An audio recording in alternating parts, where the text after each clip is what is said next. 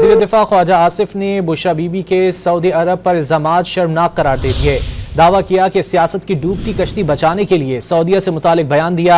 बुशरा बीबी ने खुद को शरीयत कहकर मजहब की भी तौहीन की। न्यूज़ कॉन्फ्रेंस में यह भी दावा किया कि भाभी और नंदों के दरमियान सियासी कशमकश चल रही है। विरासत की लड़ाई में 3 खवातीन एक और बुशरा बीबी दूसरी तरफ हैं।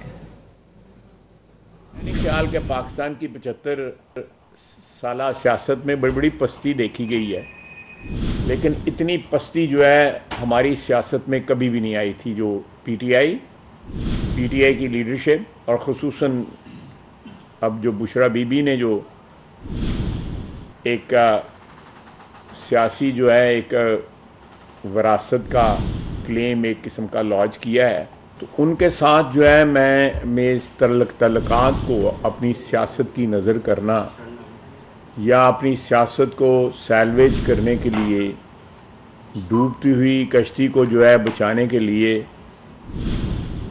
इस किस्म की कोशिश करना मैं समझता हूँ नहायत ही घटिया और गलीज़ किस्म की कोशिश की गई।